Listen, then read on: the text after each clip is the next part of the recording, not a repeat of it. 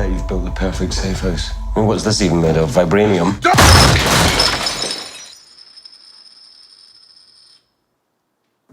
Fall collection. IKEA.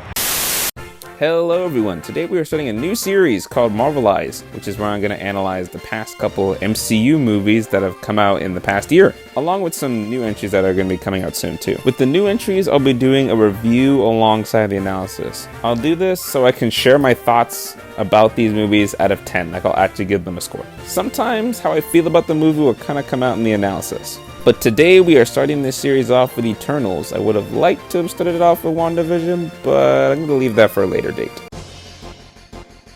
So before I fully get into the review here, I gotta explain a couple things. Eternals is not well known and is kind of a bottom of the barrel pick when it comes to Marvel comic books. Eternals was always used in comics to help world build, not really to launch individual stories or storyline into motion that was going to be carried on through a bunch of other comics. Last thing is, Eternals has always been very important to explain why the Marvel Universe is the Marvel Universe and how it functions. So after explaining all that, what did I think about this movie? Guys, I'm sorry to say this, but this movie is not good.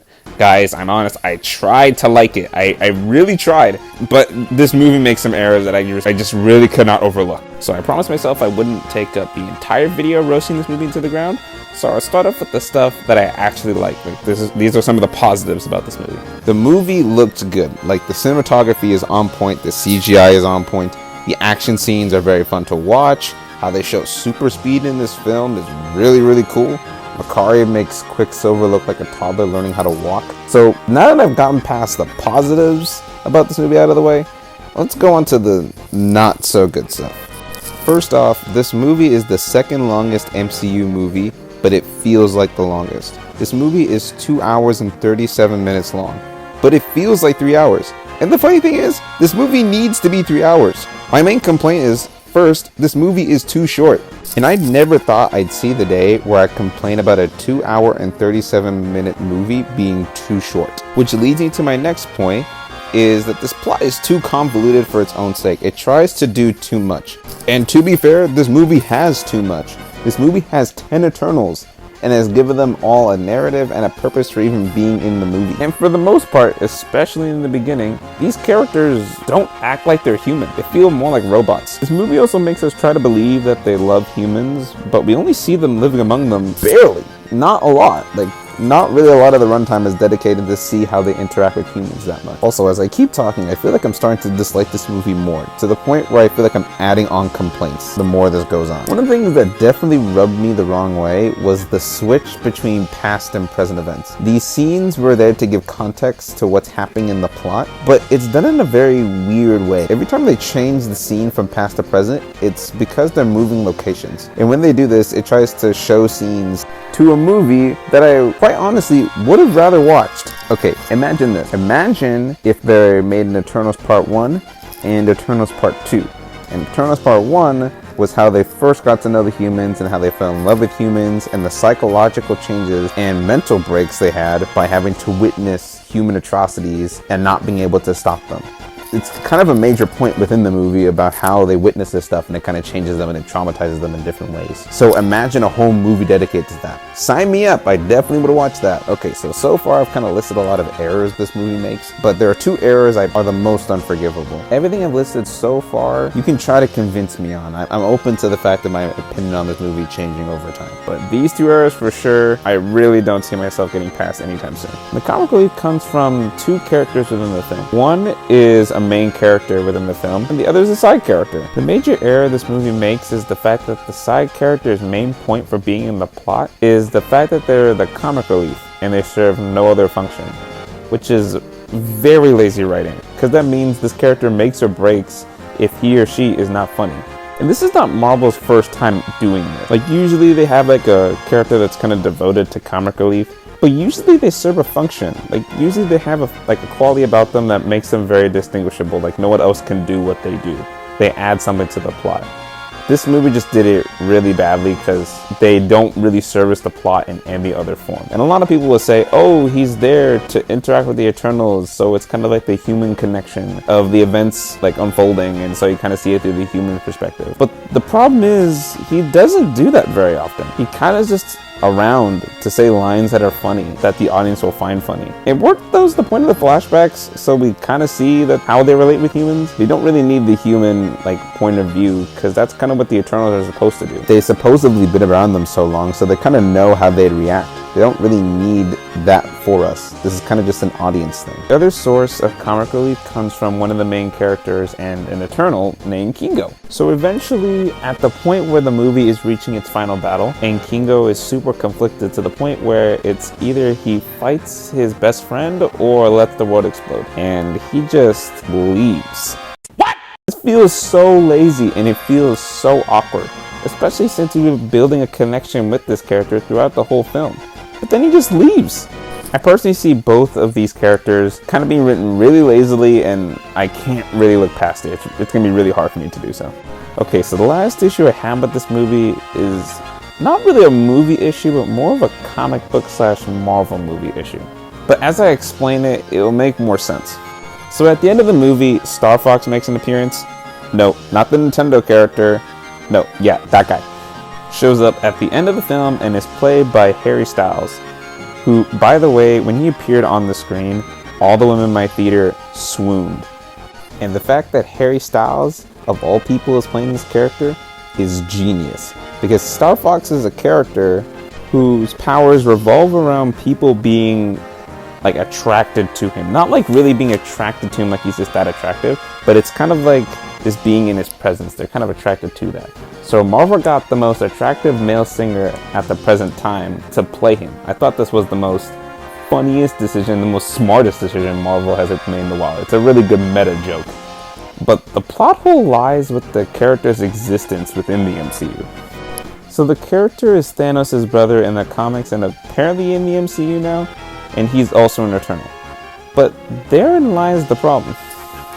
The movie sets it up that Eternals were robots and were made by Arishem. And the Eternals were not supposed to interfere unless they were deviants, Eternals threatening the planet growth energy thing. But wait, didn't Thanos do exactly that? And wasn't he an Eternal? The movie tries to explain away the first part of my question, but it doesn't really do it well, because kind of the fact that Star Fox's existence kind of negates it.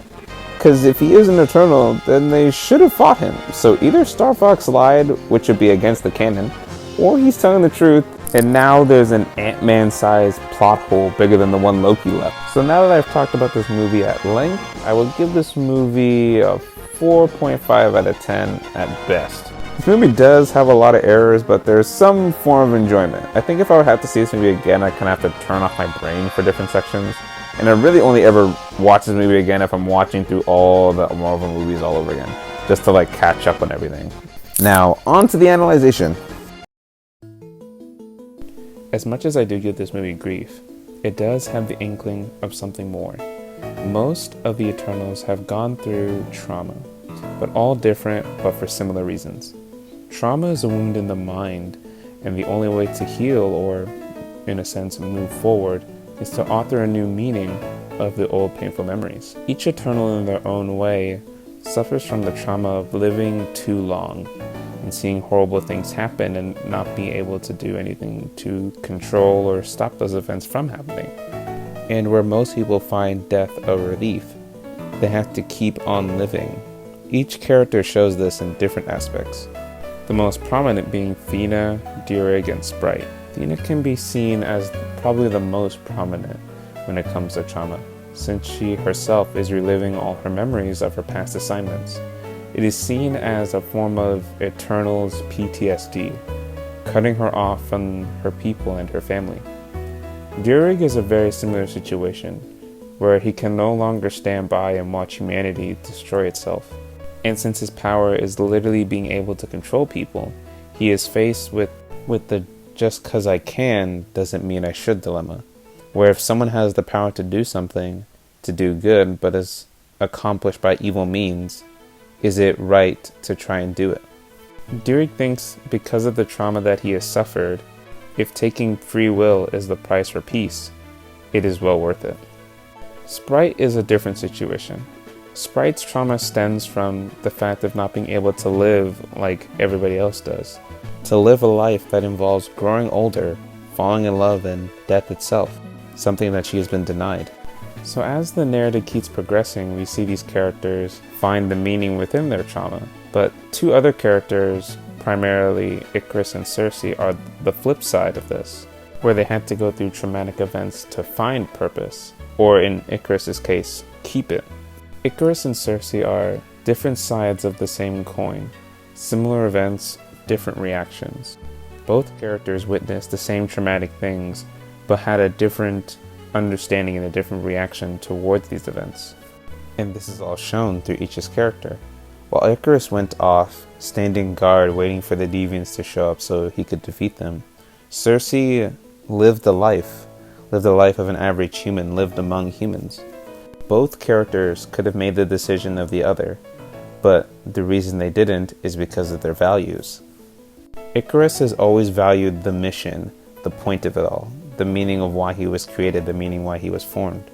While Circe has always been about enjoying what is put in front of her and fighting for what's put in front of her, and then finding her meaning through all that. Both characters witness and learn how and why they were created, but both have different reactions to it. Circe's is to deny the reason why she was created and to go against it and not follow the orders of the person who did make her. While Icarus stands by it and doesn't really change, but instead moves forward with the purpose that he was created for. One tells their friends the truth, the other kills their friend to keep the truth. And this all comes to a head in the final battle, or the climactic ending, where Icarus has been defeated and Circe and the rest of the Eternals have won. Icarus, no longer having a purpose, being denied his purpose, launches himself into the sun, which can be seen as very poetic in a way, since his name is Icarus, the boy who died from getting too close to the sun.